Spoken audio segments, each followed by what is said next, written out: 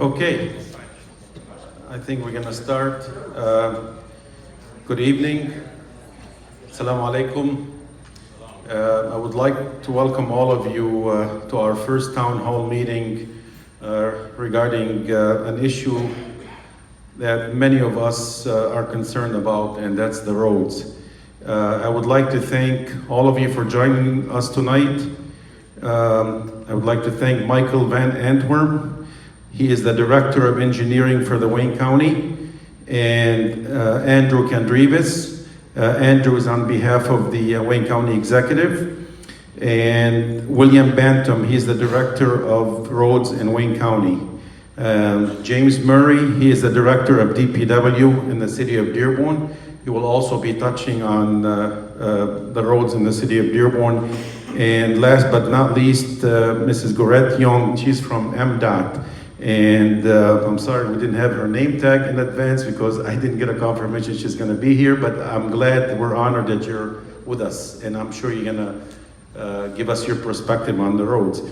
I also would like to recognize our state representative, Abdullah Hammoud, who is here, and I just saw Councilwoman Leslie Herrick, she's here.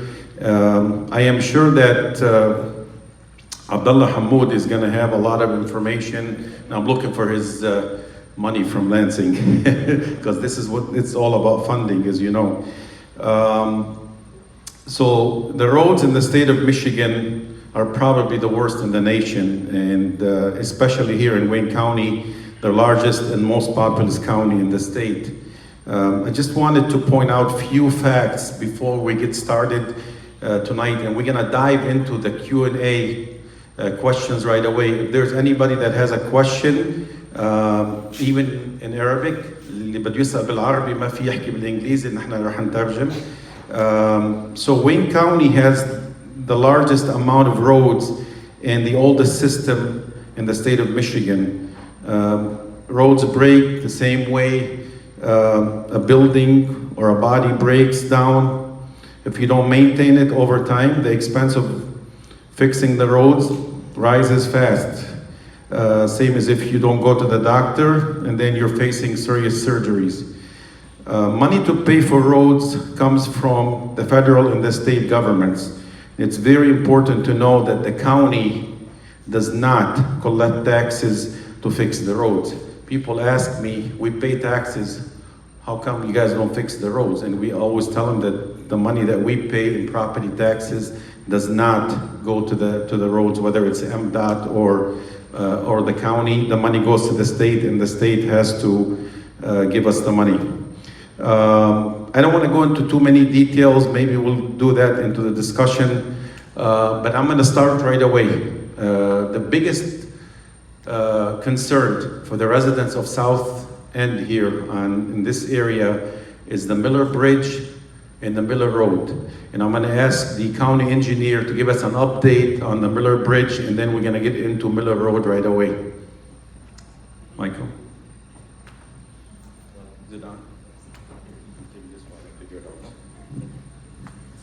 Good afternoon. Thank you for having us. We're always welcome to come out and answer your questions. Miller Bridge has about 500 temporary supports under it right now, and it's actually two bridges, Miller Road and Rotunda. It forms a T. Right now, we're talking to the state about submitting an application based on economic development funds for the design of Miller Bridge. We put together a scope, hope to be going out to bid for an engineering firm to design that bridge for us here shortly. At the same time, we're starting to pursue a federal grant. It's called Infra Grant for infrastructure. And we're going to go after that grant for additional money for the reconstruction of Miller Bridge. The temporary supports are good for the next 5 years. However, we'd like to start the reconstruction of that bridge within the next 3.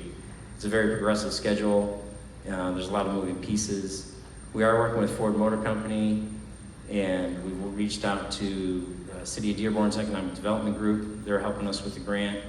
This grant is based on economic development, so Ford Motor Company and all the industry down here by Ford is important, as well as the city as well. So the City of Dearborn is helping us contact those other industries, not just Ford Motor Company. The bridges, we're continuously monitoring the bridge. Bill's group is part of that maintenance and monitoring. We keep an eye on it, and we add more supports. You know, we've added, I think in the last month, we added about 5 more supports. So we're continuously monitoring that project, and I think that's it for the Miller Bridge, unless you have questions. Before we do that, can Bill give us an update on the Miller Road? Because coming to the south end of Dearborn, if you travel on Miller Road, it's like you're in a war zone in a third world country. It's really very bad. So a couple of things. One is Miller Road is, and Michael adds some additional information, but Miller Road is it's a capital improvement project. So outer road maintenance, it's a job that's beyond our scope of services to provide the fix that's actually needed on that road. From a road maintenance perspective, I mean, we're probably cold patching it once a week, and I know that's not what you're looking for, but that's the only thing that we can do at this point, just for you to be able to travel on the road based on the condition it's in until a more permanent fix is put in place.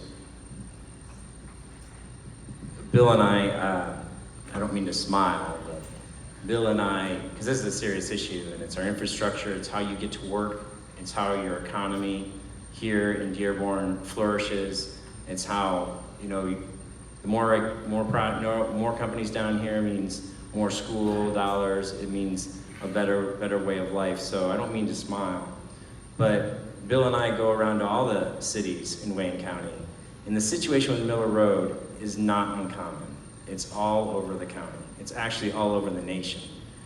Texas has seen the worst of it.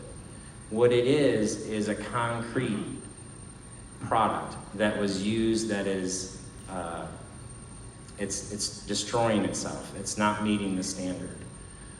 So about 10 years ago, what happened 10 years ago, the EPA wanted to stop pollutants coming off the cement plants. And one thing was particulate. So the cement plants turn the particulate back into the mix. They caught it off the stack and put it back in the mix. What that caused was the pH to rise, so it became more basic. And then when you poured it, you really didn't know there was any going to be a problem. But what is happening is when water gets into the concrete, because concrete's a porous surface, there's a higher pH, and that reacts with the silica or the sand that is in the concrete, and it actually eats away at the concrete. In one instance, or another way of saying it, it keeps causing the concrete to shrink, and as it shrinks, it will eventually break. So Bill's right. He's out there, how much? Twice a month or more? And he's gonna keep laying cold patch on it, and you know what? It's not gonna help it. And in some subdivisions, we even suggested that we just pulverize the concrete, make it into gravel. In this case, it is a capital improvement program that falls under me, and we have public meetings once a year to allocate our federally funded money, and we meet with SEMCOG, we meet with all the agencies. Right now, that road sits about 14 on our list of capital improvement programs as bad to worse. Actually, what's at top of the list is another Dearborn street, and that is Fernie. So here's the situation. I only have so much money, and I have to go bad to worse, and I have a big county.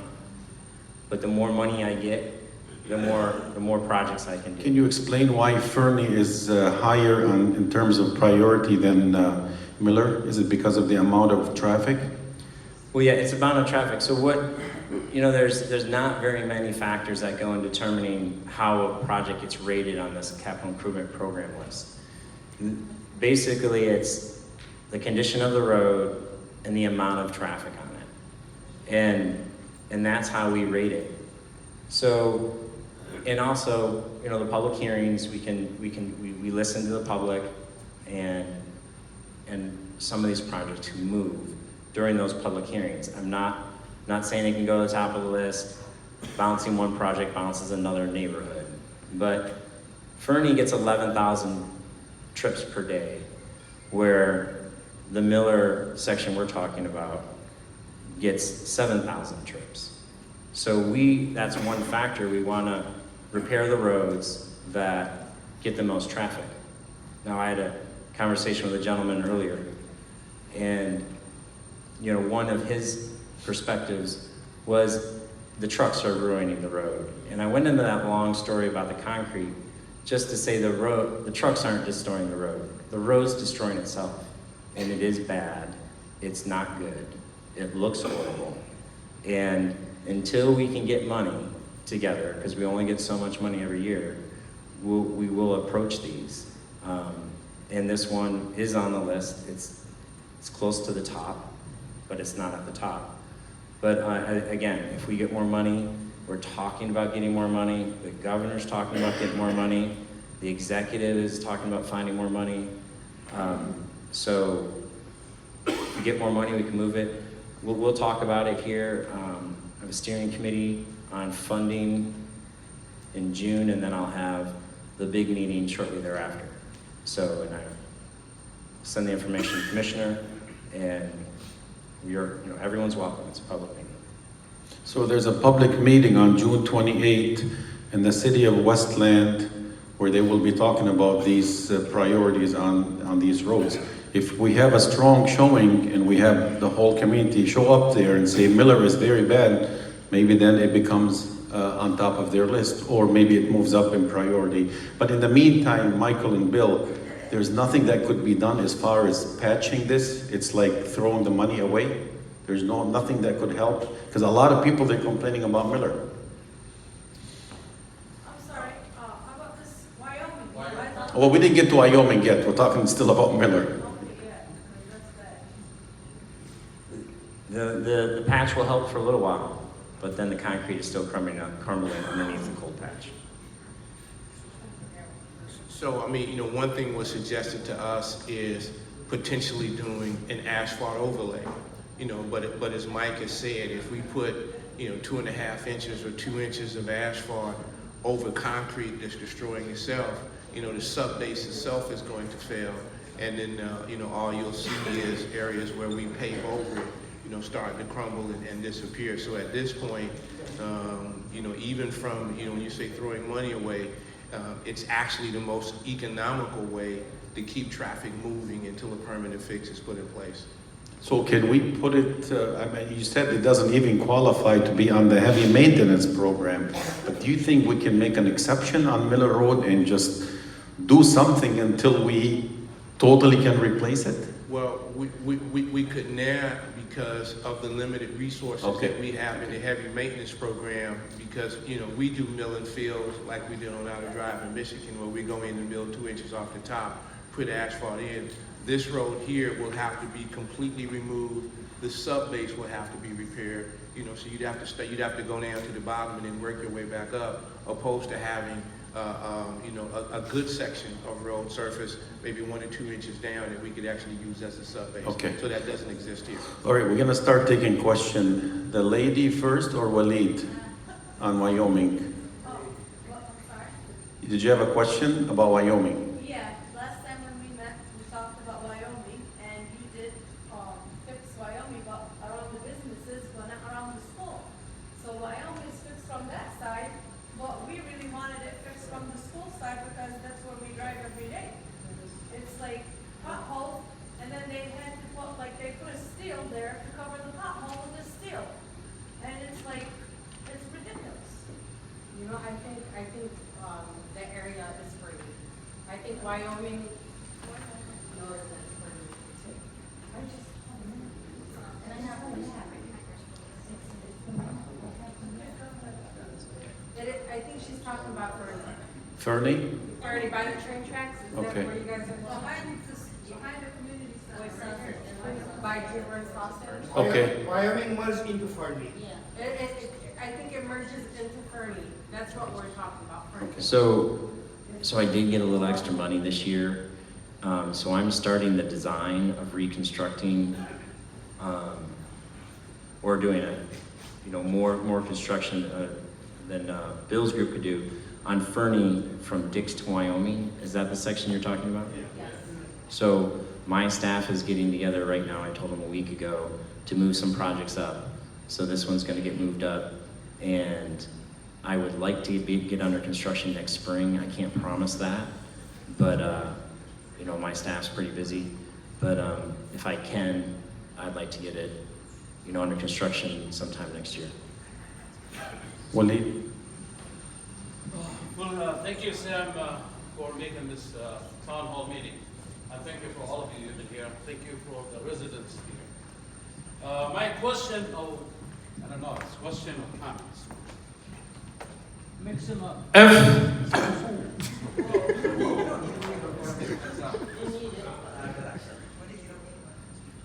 If Miller and Wyoming is going to take that more longer, I know we talked with the executive, Wayne County executive from almost 4 years or 3 years ago. And we still till now waiting for the budgets from the state, from the federal government, from all over. I believe we are seeing a lot of roads around of the city, around of the state, around of the Wayne County, they are get fixed. Why this especially roads is not getting fixed so fast? Because this is, you said, Verney has 11,000 traffic. I promise you, if you fix Miller, it's gonna be over 20,000, because all of around of this area, they are driving from Miller. And we stop driving from Miller because it's messed up. We need the Wayne County to fix it and fix Wyoming, because it's very dangerous for our kids. If we're not thinking about our kids, if we're not thinking about the residents of this South End, I think there is something wrong. I believe if we're not doing something is very soon, it's not till next year, we need something that's coming up very fast. I know the budget's from here or there, but you can't fix it. You can't bring the money. For this small roads, it's not even a mile.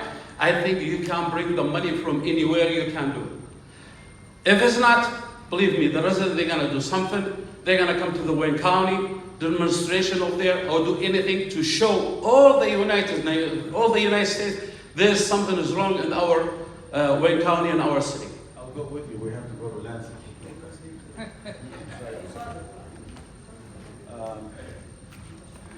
Any more questions that we would?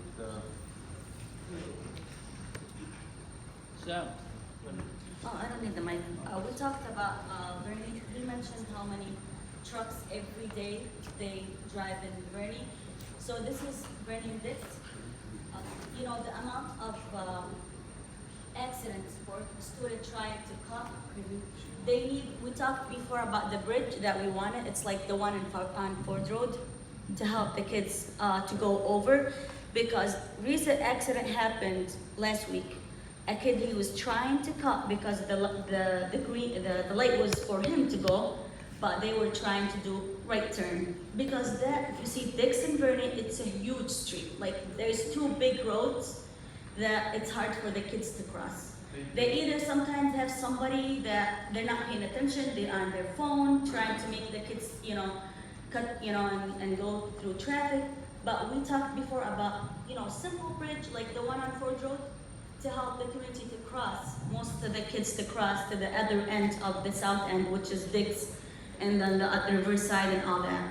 So we have a huge, you know, like, from parents concerned about the kids crossing that. And after the recent fix that you guys did like 5 years ago, made it worse, made it more confusion. Like, even if you're driving in the car, it's a lot of, you know, it's confusing.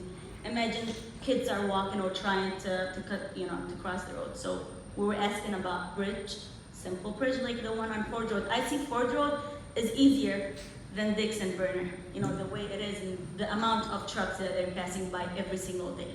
Mike, we had a meeting here about,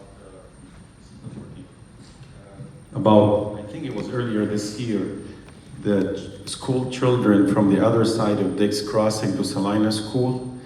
There's been a lot of concerns, a lot of accidents. Rep.Abdullah Hammoud was looking into that, and I want his input on it, because this is something that the state is going to be able to help to build like an overpass. Good evening. Ooh, that's loud. Okay, I'll come up here. This was not my town hall, so, but you got me. You're part of it. So I'll talk very briefly. I'll start with the safe pathways to schools. There's an organization called Safe Roads to Schools. The city of Dearborn Public Schools, I should say, is actually submitting 2 grant proposals. One is for Miller Elementary, that they're working on a grant there, and the other is Salina. Miller's proposal has been submitted, and now they're awaiting funding there. Salina's proposal is currently being drafted. And this would provide some federal dollars to be brought down to help us build a safe pathway. Now, this won't be the bridge that you see on Froge Road and Chase.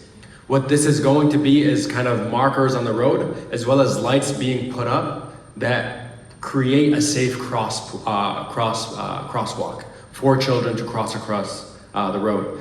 Secondly, I know our city councilwoman is here. We're also currently in talks regarding the mobile trucks that come through our neighborhoods to get our roads reclassified to no longer allow the semi-trucks to come through our neighborhoods. That would also be a big win. One, it creates a safer neighborhood for children to be crossing. 2, it also reduces the amount of mobile truck pollution that's just ongoing within our communities. So I can tell you that's what's happening right now.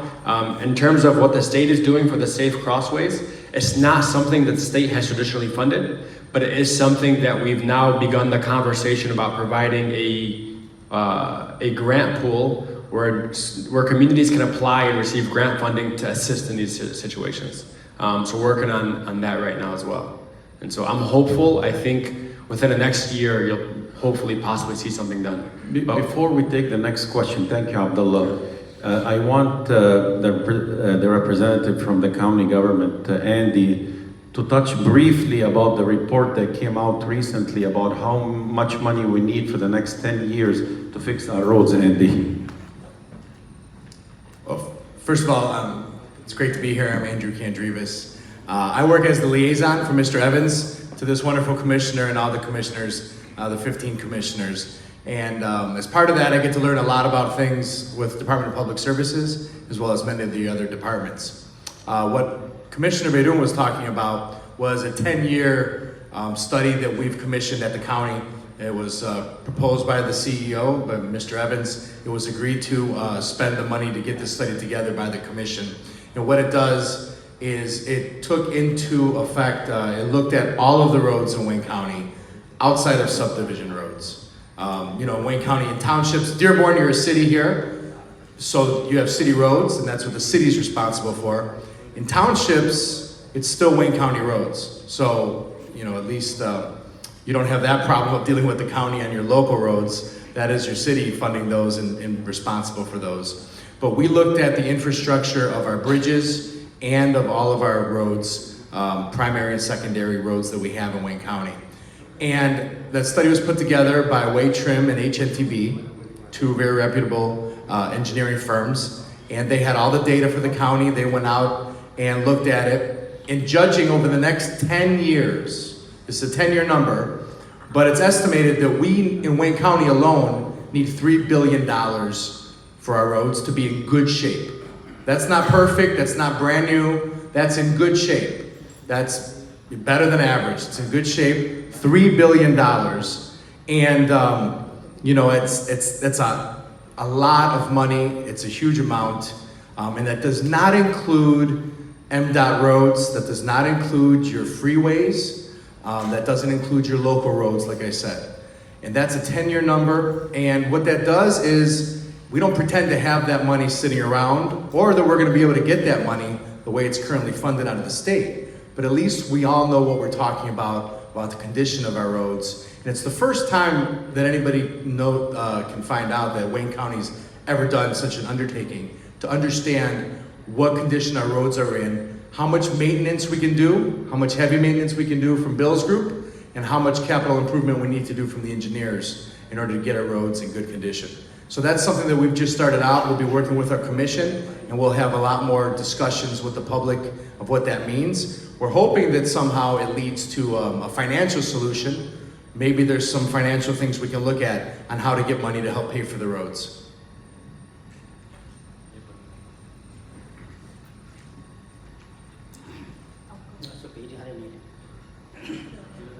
Excuse me. You guys talking about Miller and Wyoming, which is good. But it's only 2 blocks from here to Lanyo. You get me? It's not from Wayne County, isn't it? Lanyo is not from Wayne County, it doesn't belong to Wayne County. Lanya is a city road. What is this? It's not city road? Lanya is a city road. We talked to Mr. Warren Evan about it. He said he's gonna look into it. And we didn't have nothing from his office. This road here is messed up, big time. All the semi-truck coming there is a residential area. They're not supposed to go there, you know? They can't go in Dearborn, a residential area. They only go here in Detroit. So we like the Wayne County, the Warren Evan to do something about this. You know, he promised us he's gonna do something about it. Just to make sure I understand your question. You're talking about Lanyo, Right. And the other issue was truck traffic? Truck traffic, yes, and people a lot of problem all the time, you know. So Lanyo isn't under Wayne County's jurisdiction. It's under the city's jurisdiction. So Wayne County can't spend money on a city road.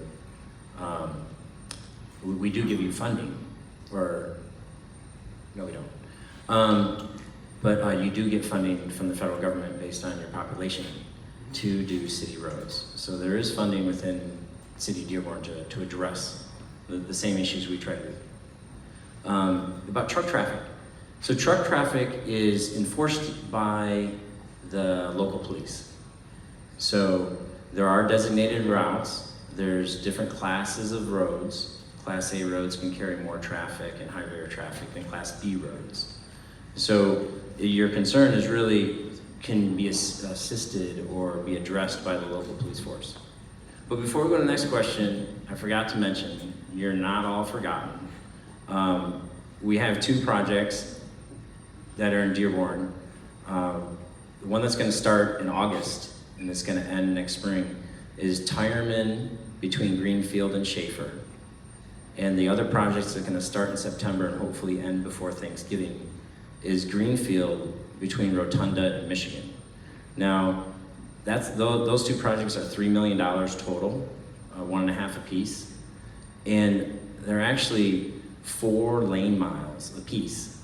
So in my list, we're paid of all the agencies and all the counties that make up, all the cities that make up Wayne County. Dearborn is getting the most lane miles that we're working on this year in my department. Bill, can you tell them what heavy maintenance is doing this year? So for us, we are looking at a couple of projects in Dearborn. One is Rotunda, that's East Commerce Drive to the Schaefer Bridge approach, and that's going to end up being 3.2 lane miles. And then tentatively, we're looking to have a contractor do some work on Wyoming, howbeit not in the area that the young lady mentioned. And that's 750 feet south of Portan Court, south of Michigan Avenue. And that's also a 2-inch mill and fill, and that's approximately 2.6 lane miles. So that's an additional 5.8 lane miles that we plan on doing in Dearborn. Bill, thank you. Recently, we had a major repair on Outer Drive north of Michigan Avenue, the overlay. Right, now that job is Outer Drive is a job that's on the capital improvement list for next year. It's going to totally be repaid. It's going to totally be repaid. Just to give the audience an idea, I don't know if you have that number, or Andy or Mike, what was the cost for that repair just north of Michigan Avenue, if you were to guesstimate? I'm guesstimating that was probably close to a $40,000 repair for us to go out that one day and get that area near the corner squared away. I could see that repair on Miller Road. If we can do several repairs like that on Miller Road, I think that would take care of it. But I think the other piece of it for that one, so we had the ability to mill off 2 inches and have a sub base that we could tie into, where Miller, you've got, probably 8, 12 inches of concrete. All that would have to be removed, to get down to the sub base before you can actually start building that road back up. I'm sorry, we'll get back to your questions real quick. just one more thing. I forgot one more road we're doing for you guys. And just to tell you a little bit about myself, I just moved here from San Diego, and I drive down this section of road, and the first day I saw it, I said, if I get this job, this road's getting redone. And I was really happy to see I didn't have to pull any. I live in Dearborn. And I didn't have to pull any strings to get it done. But I'm gonna watch this project closely. It's Outer Drive between Michigan Avenue to Gulfview. That has to be the worst road I've ever seen. And I drive down Miller, and I don't know, it's in front of a high school, which really upsets me that we let that road get that bad. And a fire station? And a fire station, yeah, I was gonna add that. And as a horrible intersection, for pedestrian crossing too. So we're looking at it, we're designing it, and that job hopefully will start late summer next year. So, but hopefully we'll be done again by Thanksgiving. So do you have any dates for Ernie or whatever, like how you have dates for what's Dearborn? So Fernie, my design staff's just getting together on it. We're sending our surveyor out to look at it. So no, I don't have any design. I'm assuming my design will be done hopefully January, February when we go out to bid, and county contracting process would be next summer. These jobs that you guys doing and costing a lot of money should have been put together for the bridge on Ford Road because it's not safe. And I see the signs for the truck, how many cars they have to take on the, like, I feel every time I go on that bridge, it's not safe. Anytime it's gonna collide on us. Because the way they have the signs for the, how many cars they could have on the trucks, the bridge that they closed for like 6 months. Is it the bridge, the Rotunda Bridge. That's what I'm saying. The Rotunda Bridge is a safety issue with a lot of cars. We all to enter the south end, we have to go over that bridge. And I don't know, is it you guys or the city put the sign that the trucks have to have limit of how many cars?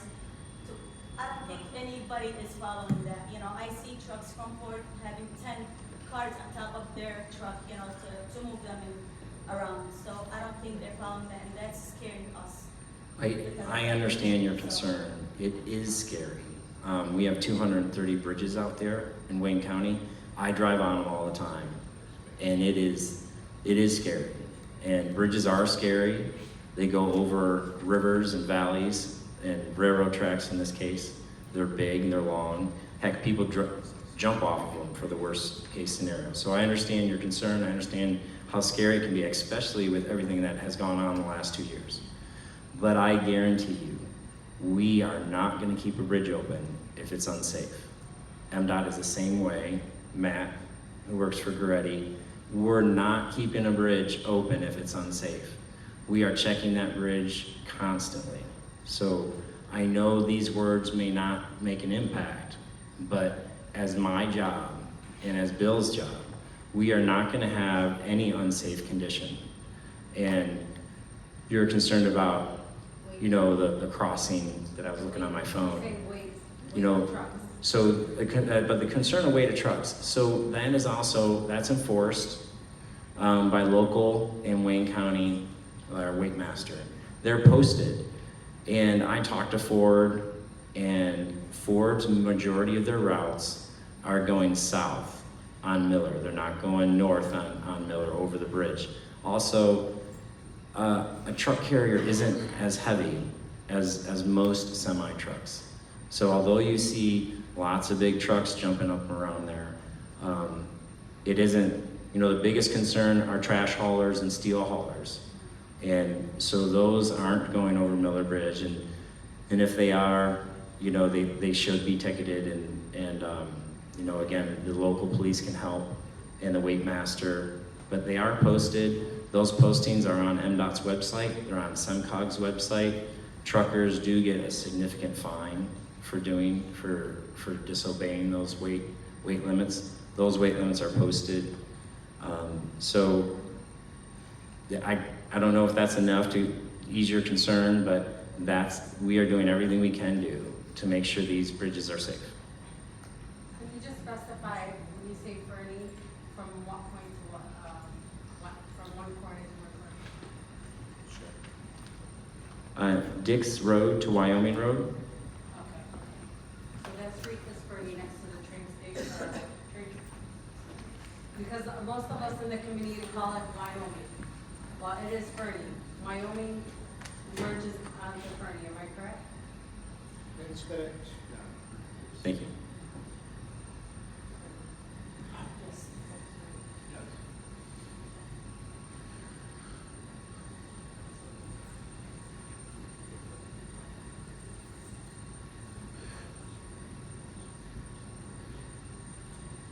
Yeah, so that section of road, if I'm reading it right, it's West Wyoming Street, which is next. It looks like it next to a an elementary school there. It's got, and then it goes south to that bad intersection you were mentioning earlier. Yes. Thank you, because most of us in the community, we consider it Wyoming. I just want to clarify. No, I'm new here. I understand. I'm lost half the time. I want to also recognize and welcome Gail McLeod. She's the president of the City Council from Allen Park. I'll come back to Bill to give us a quick update about roads in Allen Park. While you're doing that, Bill, I want to go to Mrs. Young from MDOT, Ford Road, Telegraph, Michigan Avenue. When people see the potholes, they do it the same way as they call the 188 road crew and they report it. Now, does Wayne County need to get authorization from MDOT before they do a repair? Could you explain briefly about the process? First of all, thank you for having me. I'm with MDOT, and our major involvement is to be the steward of the federal funds, and our direct responsibility is, like Commissioner has mentioned, is on the freeway and on the major Mark Chunk line, which include Telegraph, Ford Road, Michigan Avenue in this area. And when there's a pothole, folks report it directly to the 1-800 numbers with Wayne County. Wayne County is our contracting agency for maintenance. And for what we call routine maintenance, they do not need our authorization in order to go out and do patching for potholes and things like that. However, because of the funding limitations, we have been put on what we call limited response, which in other words are only funding directly on all those emergency response only. Co-patching on potholes we consider as routine emergency. Anything related to the traffic signal that if you see is not working, then Wayne County, our partners, will go out and take care of it without consulting with us. However, we have a very close working relationship, so we have always been in communication throughout the days, throughout the week, and 365 days. So we are in close contact, and in other words, even if they don't need direct authorization, we are in touch and we are consulting with each other as to what each other is doing. We work very close together to ensure the funding is used in appropriate ways. Especially nowadays, we don't have much of the fundings in both the capital side for any major projects and or the maintenance side to make sure that we are addressing all the safety concerns. So those are the type of procedures that we're working on. Thank you. Besides county-owned roads that are maintained by Wayne County, we also have city roads, and I want to turn it over to Jim Murray. He's the director of DPW in the city of Dearborn, and I'm sure we're going to have some questions from the audience about the streets, and we have the city engineer, Yunus Patel, here. He can probably give us a quick update on the streets that are going to be maintained this year under the projects for the city of Dearborn. I want to thank everybody for being here tonight, and I want to thank Commissioner Baydoun for having us. Councilwoman Herrick is here. City of Dearborn has authorized $1 million of general fund money to be spent on roads. City streets in Dearborn, just because the council is so concerned about city streets. Normally, city streets are just like county or state streets. It's all funded by federal gas tax or state gas tax. Dearborn gets about $10 million a year of gas tax money to work on roads in Dearborn or city streets. We get about $800,000 of federal aid money that help us with some of our major roads in Dearborn. In 2014, we had a PACER study done. That's where we go out and evaluate every road in Dearborn. There's 267 miles of city streets in Dearborn. In 2014, 25% of them, or 68 miles, were considered in poor shape. In 2019, that number was reduced to 19%. And council's trying to give us more money to address city streets is going to be a positive. And we will continue to work at trying to maintain those streets so they don't fall in disrepair. We do have some streets that are in very bad shape. We recognize that. Eunice Patel has a map. He has outlined all of the streets that we'll be working on for the next 5 years. So if you're interested in looking at that map, Eunice, why don't you hold up your hand? He has that map, and if you'd like to come over after the meeting, and we will share that map with you, explain the streets. If you have some concerns about any street, and Lonnie, who I heard was mentioned a little bit earlier, you can talk to Eunice about our plan and how we're going to be addressing all streets in Dearborn. It costs to resurface a street about $1.3 million a mile just to resurface it. If you're going to repave it, remove the concrete and repave it, it's about $1.75 million a mile. So we have 267 miles. You can see how daunting some of these expenses are, and we're trying the best we can do to spend your tax dollars wisely. But to that point, Jim, I want to reiterate what you mentioned. When we pay property taxes in Dearborn or in Wayne County, none of that money goes towards the roads. People need to understand that. It goes for other services. The money that is spent on the road is from the gasoline tax. Well, in Dearborn, we did get a special appropriation from City Council that said we're going to take $1 million of general fund money, that's your general fund tax money, and put it into roads to supplement the gas tax money that we're getting in Dearborn. But most places, that's the exception of the rule. Bill? Sam, I just have a quick question. Go ahead. So, how did this area ended up in Wayne County, not in Dearborn? Seems that most of the streets in this area are county roads, not a city roads. Well, the roads are designated county and state highways and city, depending on their use and how they were first constructed. So Wyoming, the major trunk lines are usually a county or a state road. The big trunk lines are state roads. The intermediate trunk lines are county roads, and then your city streets tie into all those separate main highways. Right. Now I have another question for Mike. I had a discussion with you, sir, earlier, and you did explain to me the process and how you have a list and that you're not probably gonna get to Miller Street for at least 2 years. And when I asked you, what can we do? You said, well, there is a public meeting that's gonna take place. Well, this is the public meeting. And we're asking you directly to please move the date. We don't have, why do we have to go to a different public meeting when you are the person in charge and you're talking to us and we're talking to you and we're asking you now to please move the date, because this is really affecting everybody. And this issue is not a new issue. This issue has been for over 12 years.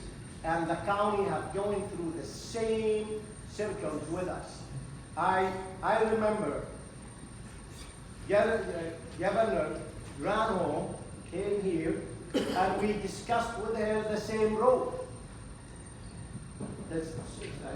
So, and you're telling us, well, come the 28th, we're gonna have a public hearing, and so we need to come in that meeting. We're telling you today, everybody here is telling you today, you're the person, and you're listening to us, and we're asking you to move the date, because this I think the policy, I'm hearing correctly, is you guys are trying to fix both. You're trying to fix the road and fix the bridge and maybe just have it a one project. And we're not gonna wait. This is affecting our cars, this is affecting our neighborhoods, and the longer we wait, the worse it gets. The numbers, the 7,000 number you indicated, and Sheikh Walid said, this is because we have, most of us have abandoned that road. We have abandoned that road for years. Because this is not, it wasn't a yesterday business when we just started to say, oops, this road is really bad. The road has been bad for years. And time again, we meet with the county, time and time again, we get promises. And then we say, well, we're gonna put it in this budget and that budget, and nothing has happened. I am asking you to really, really please move the deal for that and fix separate and have a separate project. Have a separate project for the bridge and fix the road. We elected the governor to fix the damn road, so we're asking you to fix the damn Miller Road and move the deal. Thank you. I think one of your questions was in there about the public hearing, and in another statement, I'd like to address those two because there are questions. Excuse me, sir. Thank you. I'm looking to you. Thank you. I do really appreciate you pointing to me and saying I'm the guy, because that's really, I wish I was the guy. I'm not the guy. I'm a public servant, and I serve everyone in Wayne County, and I serve at the pleasure of the executive. So if I do something wrong, I'm gone tomorrow. But I do serve everyone in Wayne County. And so I just want to make that clear, and I do really appreciate that you bestowed that much honor on me, but I'm not worth it. The other question you asked was about the public hearing, and why isn't this a public hearing? And the Federal Aid Committee is what you're speaking of.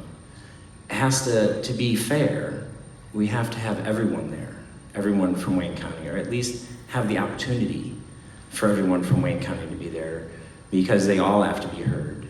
And I am here today to listen to you, and I am listening to you, and I understand Miller's bad. I understand Fernie's bad. I understand you would like me to build a pedestrian bridge for your young people. I understand that we're doing projects right now in your city, and I'm designing 2 more right now in your city. I also understand the frustration and the fear that Miller Bridge can have. So I am listening, and I do take that to heart, because you are the people I serve. I'm not the guy. I'm the guy that listens and tries to solve the problem. So I do appreciate your statement, and I will take that to heart. Your last statement was about combining 2 jobs. I'm not combining Miller and Rotunda, and I'm not combining with Miller Road. What the situation is there's actually 2 different pots of money, and so I'm not combining them. I'm moving both as quickly as possible. So, thank you. The approximate date as it is now? Right now, Miller isn't under design, and depending on the amount of money I get next year in my budget, and depending on the outcome of the Federal Aid Committee, I'll have a better understanding of when that job will enter design and when that project will go under construction. Mike, do we have any figures or guesstimate on how much it's going to cost to address the problem on Miller Road? Or does anybody know that? Well, the Miller Bridge. Not the bridge, not the bridge, 50 talking million. about the road. Okay, so The section on Miller. So the section on Miller, I don't, how long is it?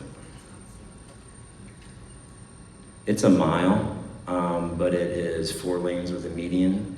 So 4 lanes with a median. It's going to be about 8, maybe all said and done, $9.5 million. Question.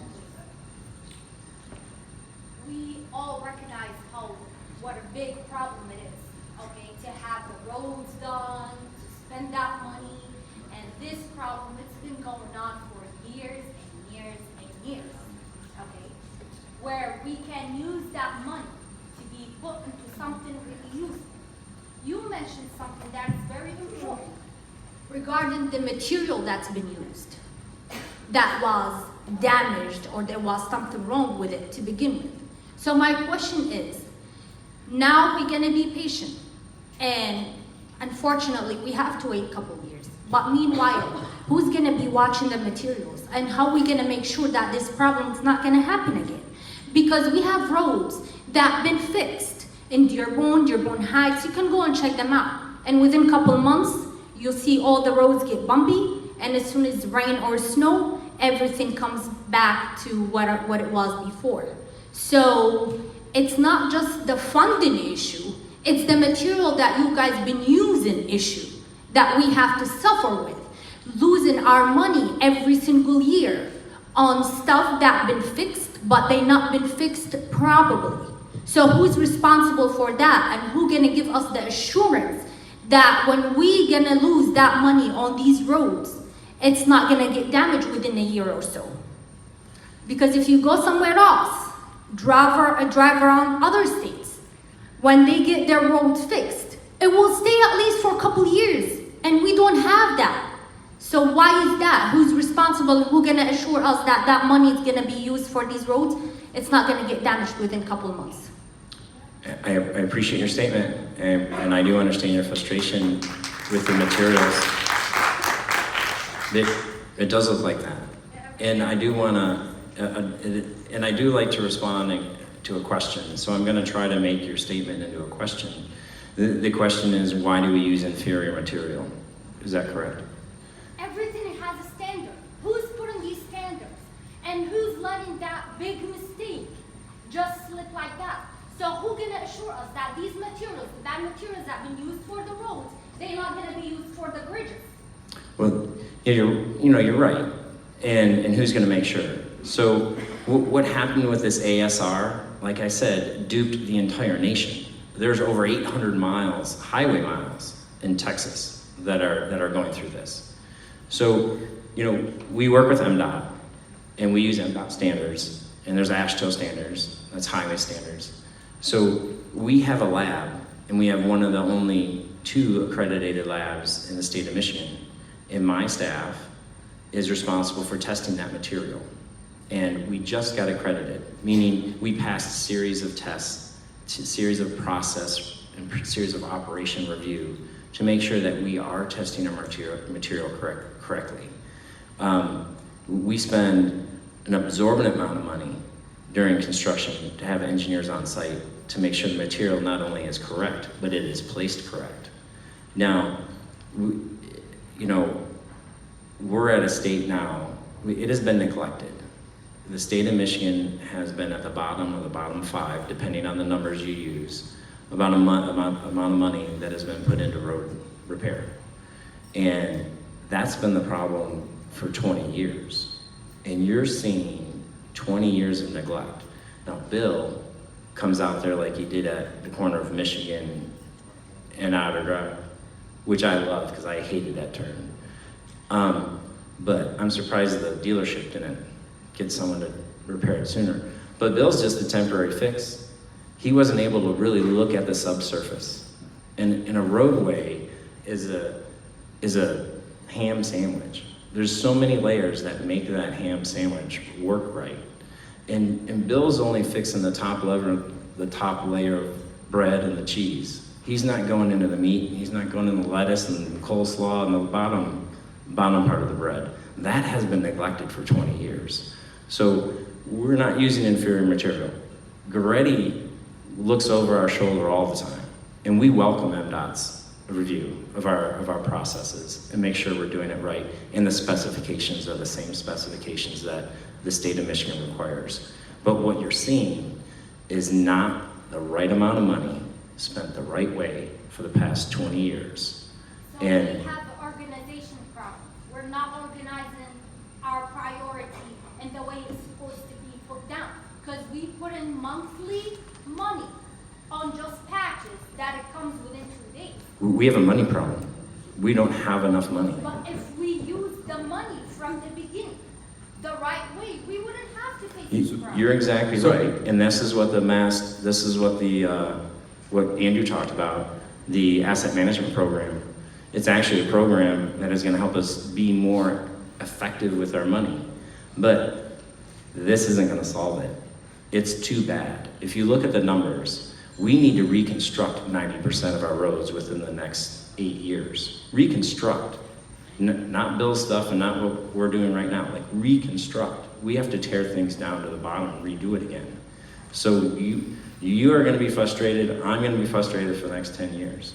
And I appreciate your patience, and I hope you can maintain your patience. But the more money we can do this, and the quicker we can do it, the better. I'm sorry, keep talking. You know, if I can chime in, and I guess I'll add to the money aspect from the state perspective. Thank you for the ham sandwich reference. I'm gonna bet 97% of us have never had a ham sandwich though. So we'll go with like a yogurt and olive sandwich. So various layers of that. From just a money standpoint, we need, based on the most recent study, $2 billion a year more. That is the number. And that's not even all local roads, right? This is like state roads. That's $2 billion more a year. Now the governor launched her proposal with a 45-cent gas tax. That's what she done. It would take 45 cents extra at the gas per gallon to generate $2 billion for us to fund our roads. And if we even get that gas tax in this year, you won't see those roads improved until 2029. Okay, that's how long we have in construction. Because if we were to commence construction now, one, we need a high qualified quality workforce, which we kind of have a shortage in as well within the skilled trades, to get those employees, to get those individuals trained, to make sure that we have quality contracts in place to hold individuals accountable. That's something that's also been under attack at the state level, that they want to bid out these contracts to lower quality contractors. So that's something we also need to keep an eye out. So I'm glad you brought that up. So in terms of the governor's budget and where that is right now, the Republicans are putting together their plan. She said she will not approve anything that does not get to the $2 billion number. So we have to pay 45 cents a gallon on top of the insurance that we pay in every month? So the reality is, it's not necessarily to say that 45 cents, if I may, the 45-cent gas tax is the one proposal she put out. And she put out that proposal to say we need $2 billion towards roads. Now the reason she suggested gas tax is the only thing constitutionally protected to go to the roads. Yes. Now the way it works now is we can have general fund money go to roads, but it's not protected. So 2 years from now, you have a new Speaker of the House, you have a new legislator, a new representative, and they can say, we don't want to fund roads anymore, we want to give this corporation a tax break. That's what's happened over the last 20 years. And so now we need $2 billion. So the Republicans are putting together their plan, and the deal will be negotiated this summer about how we're going to get to that number. And that will allow locals to have more money, but it's still going to take probably a decade before we get 90% of our roads, and this is state roads again, to a good or fair quality. So what we can do as a community to help? So I think as a community is to do what we're doing now, is to hold elected officials accountable, including myself, including the commissioner, including all your locals, and to realize that this is a priority. You know, to keeping that pressure does help. Letting us know does help. Showing up to the public hearing that's happening at the end of this month does help. Next week on Tuesday here in Salina, we have a meeting to talk about reclassifying the roads in Dearborn, to get the trucks off of the major roads in these neighborhoods. We'd love for you to come back here next Tuesday as we walk you through how to write letters to our city council people, to work with our mayor and his administration to make those changes. So what you're doing right now does help. We hear you, and I want you to know that. Thank you. Who holds us accountable? Local government, who holds them accountable? We do. When they lack. So we do, right? I mean, one way we do that is elections. One way we do that is elections. And we have elections coming back up in 2021 in the local. And so you have now, and is that right? Yes, Yeah. that's correct. Can I just add something really Yeah. quickly? And as Mr. Murray mentioned, our local budget doesn't have funding for some of these roads. So what we did as a council just last week in the budget that we passed for our local roads, which is obviously different than the county roads we're discussing primarily right now. But we had to take money from other departments from their budgets in order to make the special allocation of about $1 million. And as Mr. Murray said, you know, it can range from 1.3 to 1.8 million dollars per mile to do our local roads. So just so you know, the money that we looked at taking were from a couple of larger department budgets where they have maybe more flexibility. I hate to take it from the fire and police, but that's where most of your local tax dollars go, or, you know, over 70 cents of the dollars that stay local, that don't go, you know, to your county taxes and your school taxes. That part that stays in the city of Dearborn, 70 cents of it goes to fire and police protections, and that's obviously a top priority to most people in Dearborn is your public safety.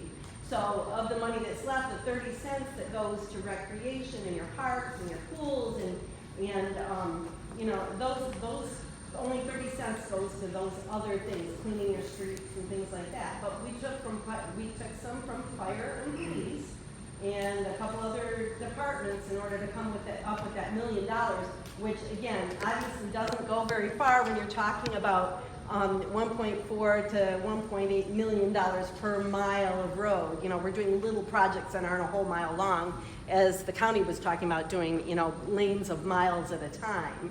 But I just want to let you know where that money came from your current city council to try and address some of the local needs that weren't already on the agenda to be addressed. We're going to be able to do a little bit more this year by taking the money from the budget.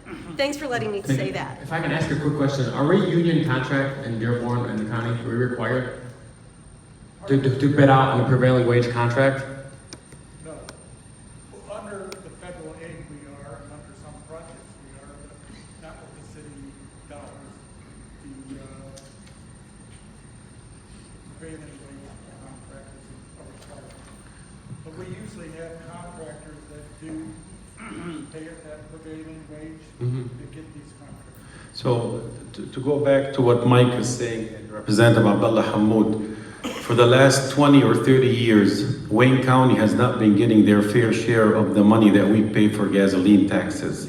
They take this money and they send it to Lansing, and there's something called Public Act 51. In 1951, they passed this act, which basically outlines how the money gets distributed. So just imagine a 2-lane highway up north in Ascoda gets the same amount of money as a 6-lane highway in Wayne County, where you have 4 sports teams, you have 2 stadiums, you have the international border, you have 4.5 million people and all the truck traffic and the vehicles. Is that fair?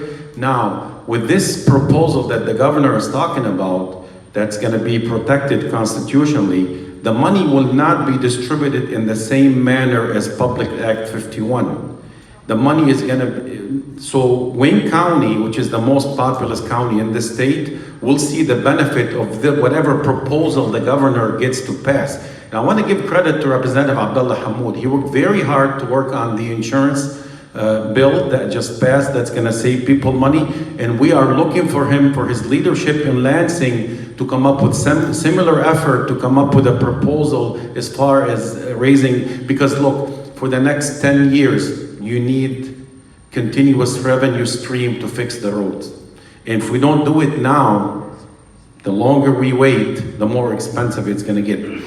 Mike mentioned something, there was a study. The state of Michigan ranks number 50 in the country in terms of how much money we invest in our roads. $140 per capita. You go to Ohio, over 215. You go to Wisconsin, 400. And they have the same weather as we do. It has nothing to do with the weather. It's how much money you invest in the roads. We've been just putting Band-Aid on this problem for the last 20 years. It's catching up with us. We need to deal with it right now. If we don't deal with it now, then look what happened to Amazon. Amazon was trying to come to Michigan. One of the main reasons is the transit, we don't have a good transit system, and the condition of our roads. Yes, Sam, I just want to follow up with my comment. You kind of lost me by saying I'm not the guy, you are the guys. I mean, you are in charge. You are the person in charge in the Wayne County of fixing these roads. Are you or are you not? Yeah, but he's not the one. I'm not the one that selects them. I'm the guy that I'm given direction by the process that's in place. That is to receive information from the public at the Federal Aid Committee, and what the outcome of the Federal Aid Committee does through hearing all the citizens of Wayne County that choose to show up. Then I'm given direction to make sure the road is designed correctly, it uses the right material. I'm here to make sure that the bridge is going to be safe internally and long-term.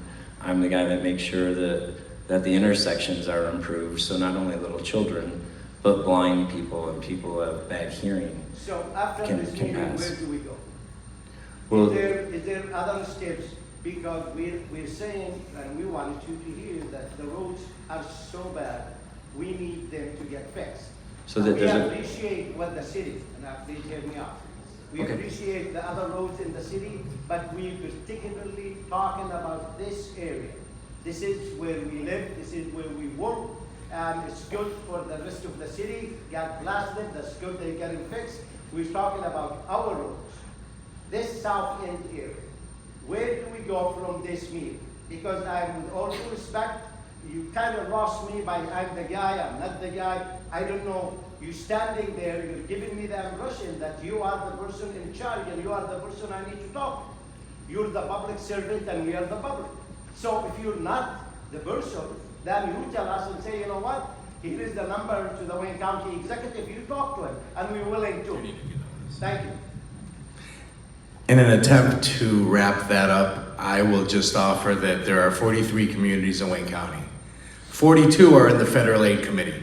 There is a representative from every city except the city of Detroit, is that correct? Right. So we also have one seat, and there are 42 other individuals. One of them is from the city of Dearborn. They meet twice a year. They take the data that was collected. As Mr. Murray said, there's a pacer, and that's done every year in Wayne County. One half the county gets it 1 year, and the other side of the county gets it the other year. So over 2 years, we've covered every road in terms of the science of how well it drives, how bad shape it's in. It's all data driven. You don't have a bunch of politicians cutting deals. What commissioner is good, what mayor is good. It's not a political issue. It's a data driven issue. The Federal Aid Committee is set up so that there must be input from the public. And what you say and some things you can identify are important if the committee isn't aware of them. But generally it's data driven. So I don't want to walk out of here thinking, well, if we do a letter writing campaign, it'll make all the world of difference. Or, you know, if we get 500 people to go to Westland from Dearborn, it's gonna change everything. I don't know that that's gonna change everything. It's definitely part of the equation, but it is a data-driven process, and that's what I think that the director was discussing. So, if you, yeah, We mentioned PACER, which is an attempt to make an objective assessment of every road in Wayne County. And the city of Dearborn does the same thing. And we're required to go after the bad roads first.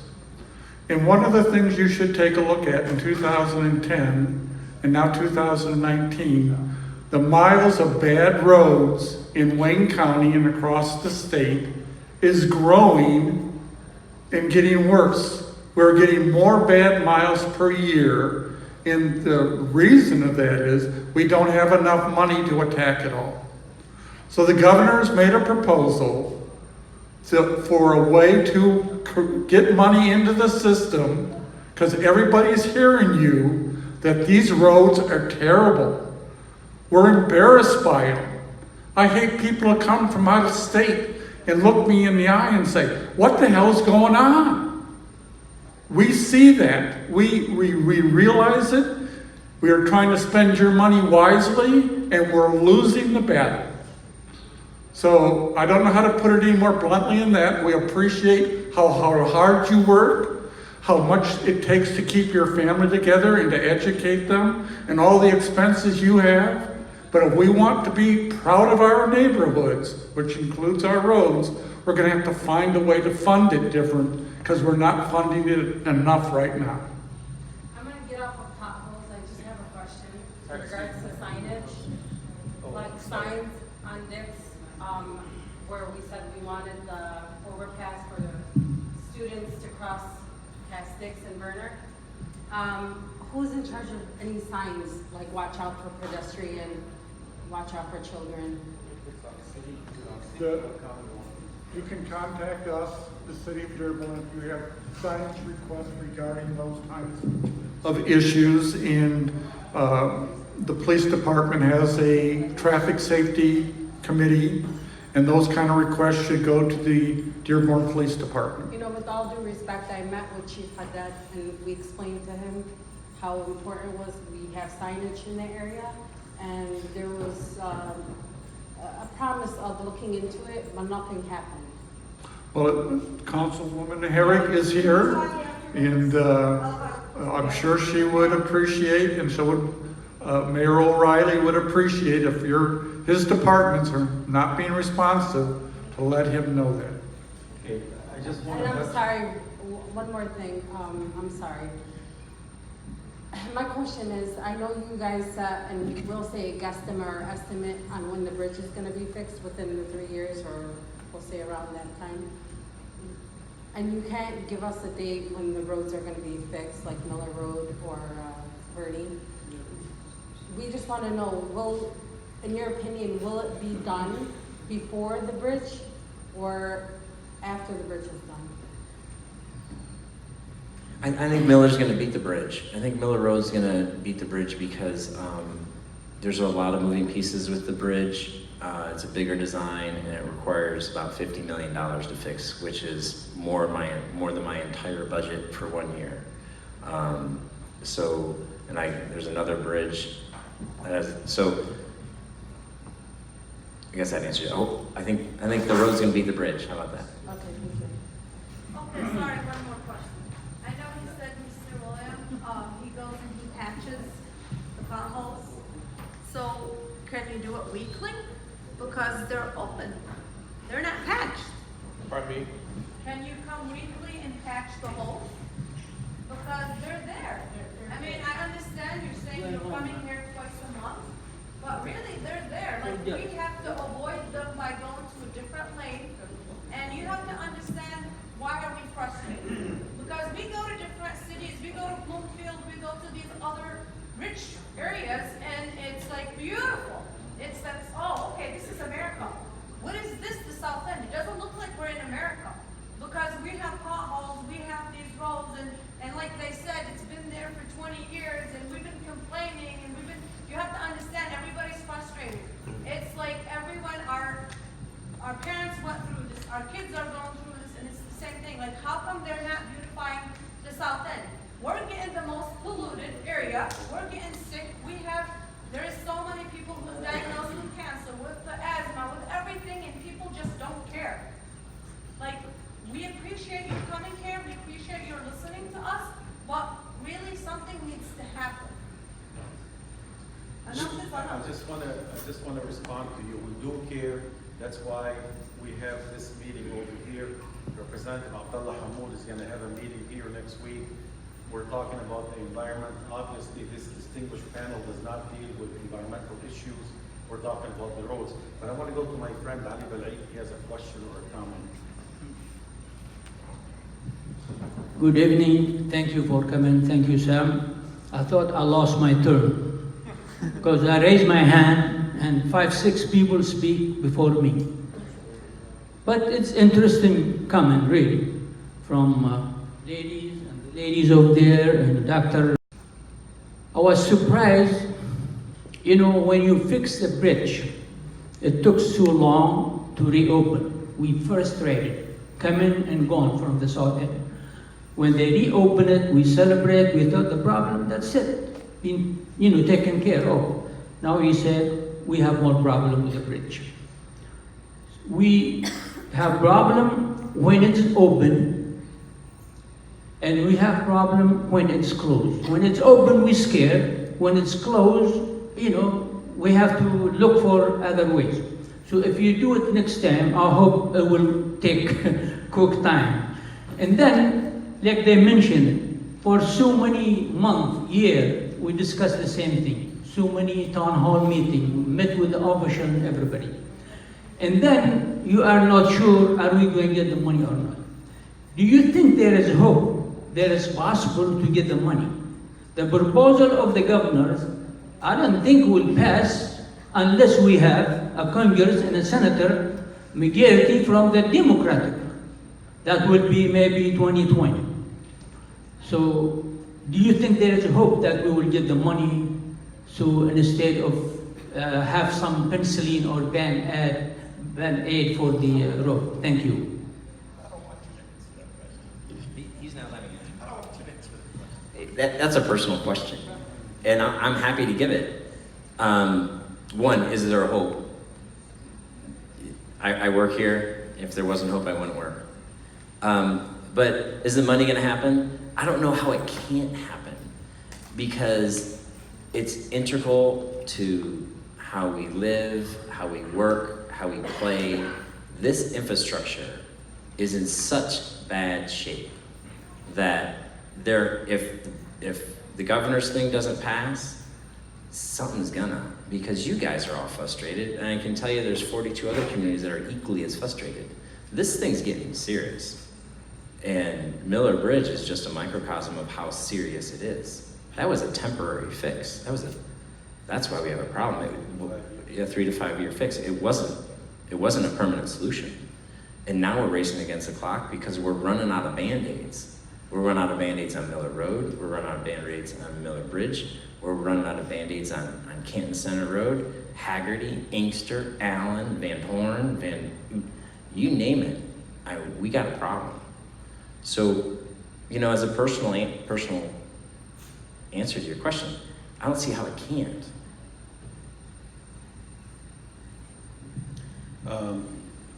Abu Dhafar, the governor, I believe, indicated that unless she gets something passed as far as the roads, she's not going to sign on to the budget. Look, the potholes, they're not Republicans, they're not Democrats. They don't distinguish whether you're a Democrat or Republican. This is a serious problem where both sides have to come together, okay, and solve this problem, because they cannot keep kicking this can down the road like many of them did in the past. And that's why we are where we are today, because they did not deal with this issue. On the average, from what I understand, Andy, it's going to cost about $250 per individual in terms of extra money that you have to spend on gasoline in order for us to fix the damn roads. We need to make sacrifices. I'm willing to pay $500 extra every year. I'm just one person in order to have good roads. Because remember, when you invest $1 in infrastructure, that means that you're getting in return about $5. When you invest, you create jobs, housing market, you name it, everything. Nobody wants to move to a neighborhood where it has bad roads. Nobody wants to do that. I just want to go back to Bill, since we have a couple people from Allen Park. Can you just touch briefly on some of the roads that we're looking at in Allen Park, Mike or Bill? Sure. But to the young lady, for us, not making an excuse, just information. So we have close to 2,600 miles that we're responsible for cold patching, and there are roads like Miller in every community. So we come out based on two things. One of us riding by and seeing it and seeing we need to come back and patch it, or we come out when we get a call. So that's the 1-888 road crew. So if we get a call once a week that the potholes are open, because we patch the potholes, and if we get good weather, the cold patch is gonna last longer. If we get those rainy days, the cold patch is not gonna last as long. So our commitment is we're not gonna see it every time a pothole pops open, but if we don't see it and you don't see us responding relatively quick, then that 1-888 road crew number is the way to notify us that it's time for us to come back, and we'll get somebody to come back. The other thing in Allen Park, on our list, we've got 3 projects going, and they're all kind of tied together, and that's on Allen Road, and that's on Allen Road south of Wick, Allen Road north of Pelham at the intersection by the bridge deck, and then another piece on Allen Road based on some street returns. So the 3 projects that we have going in the city of Allen Park are all on Allen Road in that Wick and Pelham area. And I think Mike has some scheduled also. We're doing a intersection improvement at Allen and Outer Drive, and we're working with So I think that's all I can really say right now for sure. I know we're doing a lot of, I got 3 bridges on Allen Road right now. I just can't say if they're all in Allen Park.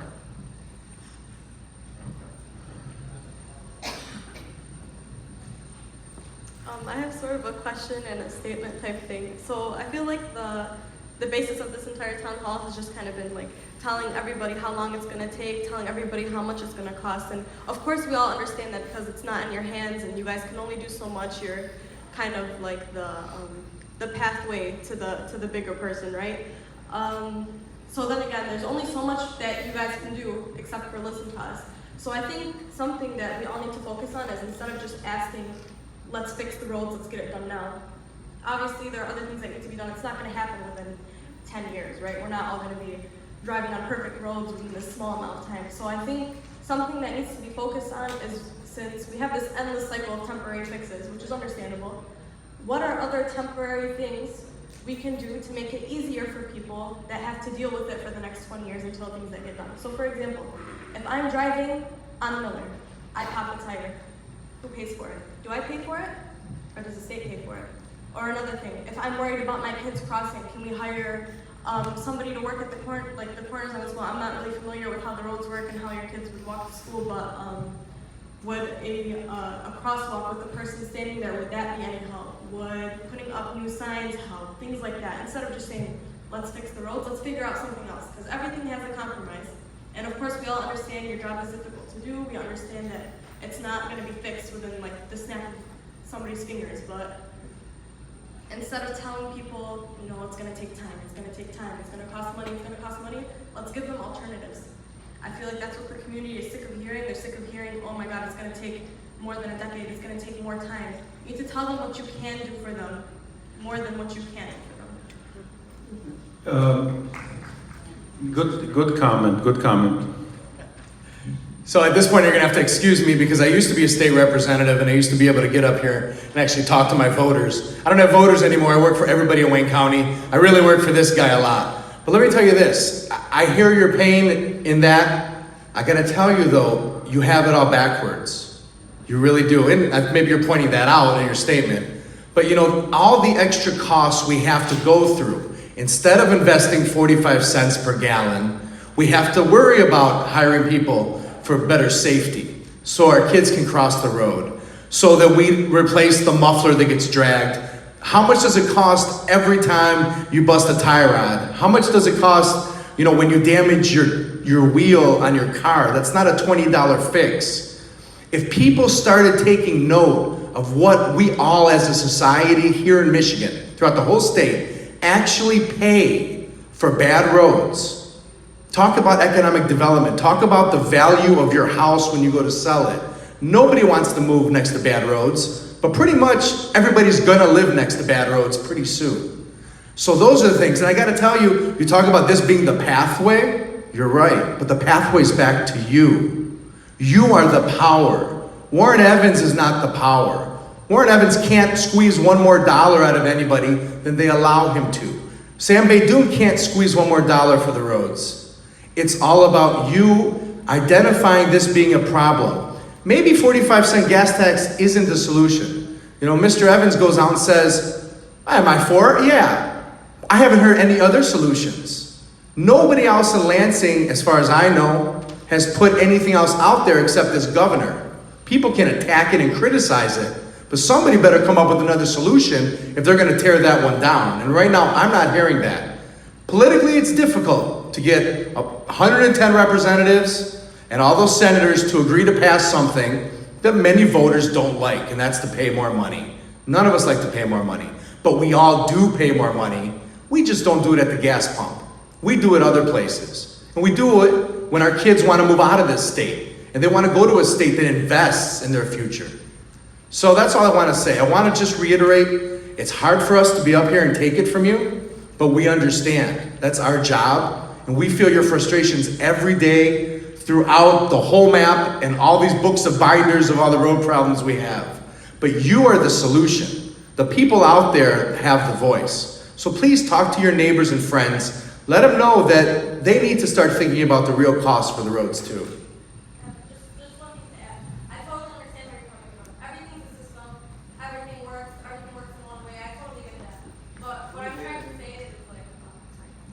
What I'm trying to say is that like people in a community like us, like we're not, like not everybody, I don't want to sound bad when I say this, but not everybody's familiar with the system. I'm not familiar with the system. People aren't familiar with how it works.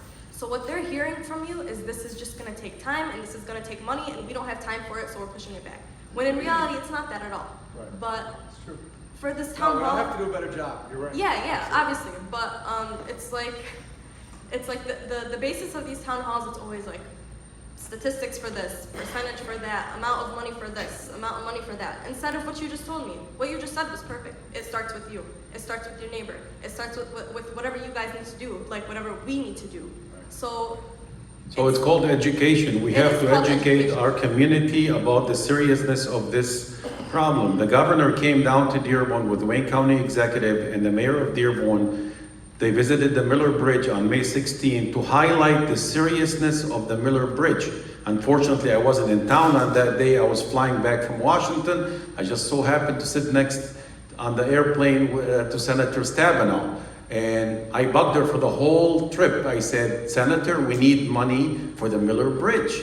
We don't have enough money. The state doesn't have enough money. The county doesn't have enough money. She promised she would look into the Transportation Emergency Fund. She would work with Senator Peters and Congresswoman Dingell with the executive and all the people involved to try to come up with money. So we're always talking. As your representatives, we are always talking and talking to people about finding solutions. Look, unless both sides come together in Lansing, this problem is going to continue and it's going to get worse. And we are doing this. This is for our children, our grandchildren, for the next generation. So I'm trying to help you guys. I'm trying to tell you, like you guys saw, some of the people who spoke, they're upset. They're angry. They don't like, you have to understand, it's their children, it's the people that they grow up around, it's their community. They see it's not taken care of. We have to explain to everybody. I have to explain to myself, like, what can I do? What can I do besides showing up for town hall meetings, besides sitting here and listening? Like, what can I do personally? Because people are impatient. They're getting impatient. And you can't blame them. Honestly, you can't. If it were your kids having to walk that way to school, if it was you having to drive on these roads every day, like, you can't, like, you understand why they're upset. I'm just trying to, like, I understand you guys are all doing your jobs, but it has a lot to do with education, like Commissioner Sam Baydoun was saying. It has a lot to do with education, and people are sick in hearing of, like, oh, how much it's going to cost, how much is this? They don't know, they're lost. We're all lost. We don't know where to go from here. None of us know where to go. After we walk out of these doors, what do? Wait for the next one? They want to take action. Sick of just sitting and hearing and listening, and it's tiring for you guys because you put so much into these events, but you have to understand where we're coming from, yeah. Hey, we understand. We drive the same roads. But to answer your questions, if you do pop a tire, you can submit a claim to Wayne County. It's on our website. It's a link on the 1-800-ROADS crew. So I'm not promising you're going to get paid. I've never gone through that process. Also, pedestrian crossings. Having an adult be a crossing guard is a very effective way. Signage, I'm sure the city's police department would provide, a stop sign and a vest. So there's a lot of small things.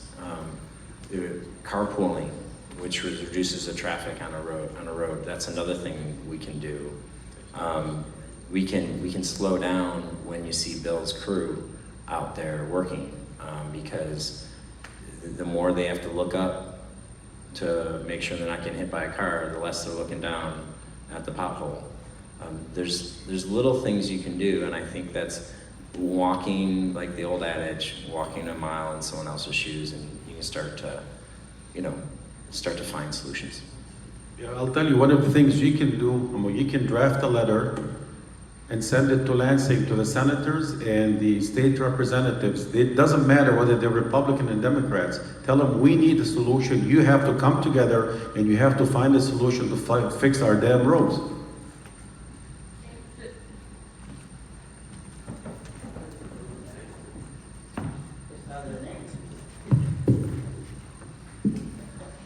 Yeah, good evening, everybody. My question is, we know as the road is being damaged, most of it because the trucking company all the trucks. So what I'm thinking is any possible, like certain roads where there's a lot of truck traffic can go, could be built heavier and better than what it's right now. I mean, when I look at Miller and Wyoming, they just patch it, they just fix it. And a week later, it's back, damages again. You're right. The Miller Road again is a problem that slipped through the cracks in the material about 10 years ago. That problem's been fixed. It's not truck traffic that's ruining Miller Road. It's the material that was used, and it's faulty material. But we're keeping an eye on our new materials. I have a question. Sorry. So I guess when we give these bids out, right? Sorry. When we give these bids out, why can't we make it so that there are contingencies, right? So that when these companies who have these issues, like, right, where some guarantees, at least like a 10-year guarantee or something that aligns, and I mean, wear and tear occurs, I get it, right? But when you look at the sheer volume of of usage on Miller Road, right? It's something that should be, up there as priority. Safety. I mean, you said that the governor, came in and assessed or looked at Miller. I mean, you're talking about the heart of, Ford country here, right? And all these other, truck usages and whatnot. But I think it's important to note, if we're doing these bids, and you're the engineer here, not me, but if we're doing these bids, I think it's important that those companies are held responsible. At least like a 10-year, guaranteed or something like that. I mean, quality, I'm just saying. So, again, I'm trying to find the question in your statement. And I think the question you're trying to ask, and correct me if I'm wrong, was... I asked the question. So we don't... Here's my question. I'm sorry. That was a big copy. My question was very simple. Why don't you, or what could you do to hold them accountable? Is that something you can do? So, how we hold counties accountable. We do have warranties in our designs. We do have contingencies to address change in scope during construction. But every cement company that provided that cement that is faulty no longer exists. They all went bankrupt. So, not an engineer, but I remember up in Lansing, this is frequently brought up, and it was a piece of legislation that would come up. And really, you can have I'm not gonna say you can have it, but if you had a 10-year guarantee, you're paying for a 10-year guarantee, which is astronomical. Because roads are not designed to survive 10 years. Should they be a better guarantee? Well, maybe they should be. We depend on a lot of things and a lot of industry standards in Michigan. But what I've discovered myself in working with DPS and working up in Lansing, so much depends on maintenance. If you can maintain your roads, and I know you came in a little late, you might not have heard, we're trying here in Wayne County, put a 10-year capital improvement plan. And it's not, what do we rebuild? Because we know what we need to rebuild. It's how do we pay to maintain roads to keep them in good condition?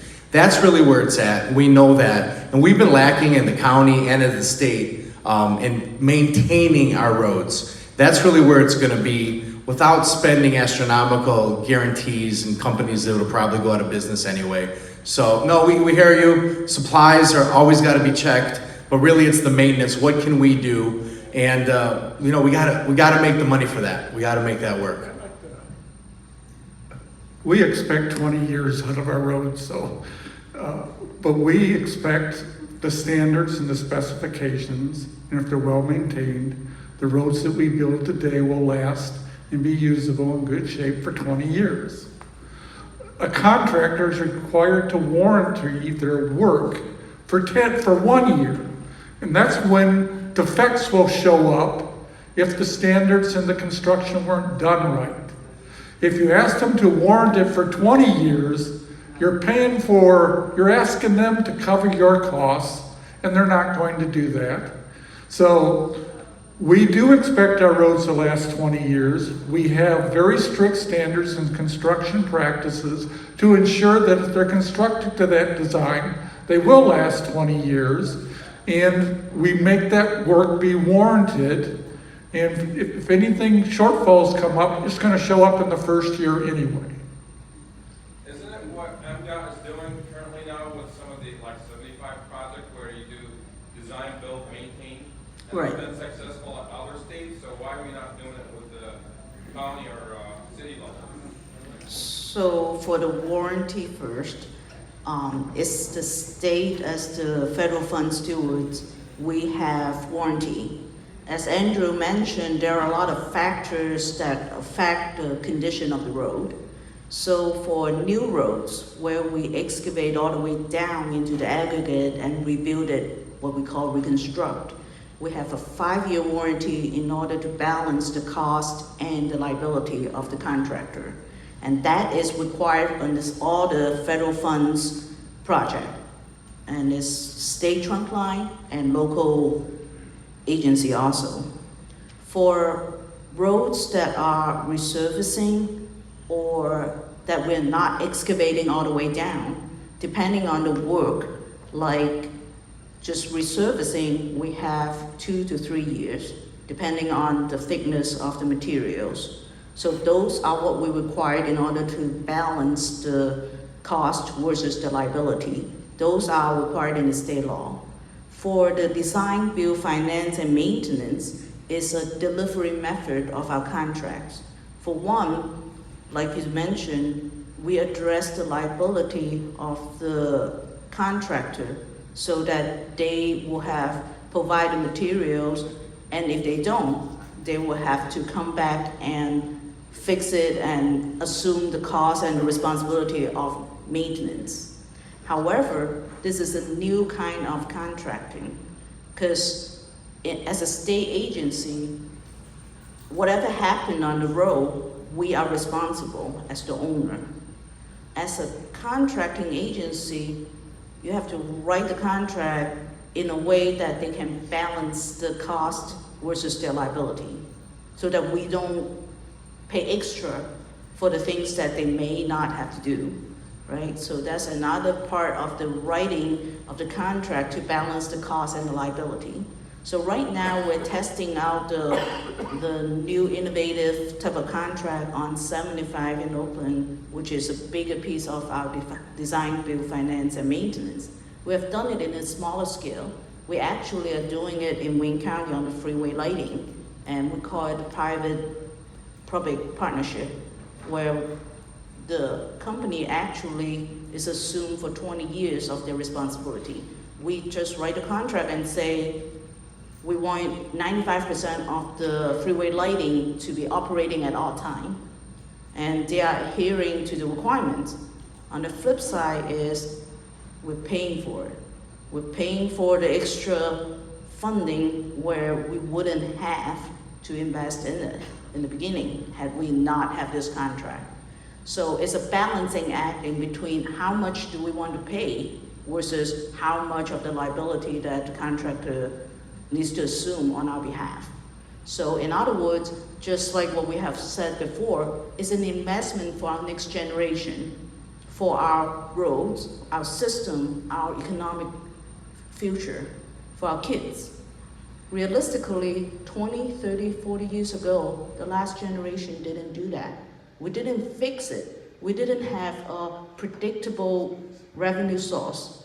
So we cannot plan our program. What does it do? Is when we have some fundings, we plan to have some fix, resurfacing, patching, whatever we can do at the time with the funding allowed. Roads, some of the roads actually need to be excavated all the way down to address the drainage issue, to address in the right way, to use the right materials, the most up to date. We weren't able to do that because we don't have enough funding. So what do? The next better option? Well, if we don't have that enough funding, go to the third option, fourth option, or fifth option. Right now, we are barely addressing the minimum, the safety requirements, or whatever necessary for the safety, like you mentioned on the bridges. A lot of my projects actually right now is rehabilitation. And many of the locations actually require rebuilding, a new bridge, a new road. We can't do that because we don't have enough money. And we are required to provide all the access and all the public transportation for the benefit of our whole state.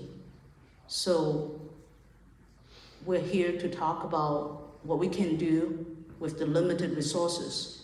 What we're saying is, if we're willing together, we drive the same road, everybody up in the panel drive the same road, go to the same school, use the same bridges. So if we all can invest for our future, for our kids, for our next generation, hopefully 20, 30 years from now, they won't be sitting here talking about the same issues like we do today. That's what I'm hoping. We need to wrap it up. You have a question? Yeah, so it's clear to see that the education of the people seems to be where the solution lies, and it's in the voters' hands at this point. We need more money, clearly, and we need to be willing to pay that money, and we're not going to be able to be willing to pay that money if we don't understand the benefits that we receive on the basis of paying those taxes up front. So it's clear that the education is where the solution lies. So why are we not capitalizing as a community on the education systems that are already in place with our public schools? Why are we not teaching our new drivers that are high school students about the benefits of paying these taxes up front so they come into as new voters from their 2-3 years of driving experience as voters that will vote yes for these bills that are passing and will vote yes on nonpartisan bills that are passing to fix our roads, to pay these taxes. What are we doing? Why are we not sending home literature with our students, with our elementary school students, to voters, to parents, talking about the safe crossing and safe roads and all of this that's going on? We need to capitalize on the public school system that we've already have set up. I mean, there's a reason that the town hall is here at a school. It is the foundation of our education. It's where education starts. Good points. Yeah, the schools can play a role also in educating the students. Okay, so we need to wrap up. I want to thank all of you, the distinguished panel, and the audience that came here tonight. That shows that you really care. I just want to say something. As the Wayne County Commissioner for Dearborn and Allen Park, I'm going to continue to bug Andy, Mike, and Bill until we fix all the roads, especially on the south end of Dearborn, because I feel, and this is not their problem, I feel that this area for the longest time has been neglected in every aspect, environmentally, the roads and everything. By the way, Bill, we didn't touch on the county sweepers that come and they sweep Wyoming. I was told by the city that they were here last week. Is this something that they do on a weekly basis? Because you drive on Wyoming and you see the mud all over the trucks. They leave their trails behind. No, sir. So the goal is for 3 to 4 cycles per season. So you should see them 4 times during the season. Or if there's a special project or something, we can send them back. But the goal is 3 or 4 cycles per season on all of our county roads. Okay. Thank you again. Thank you all for coming tonight. Thank you.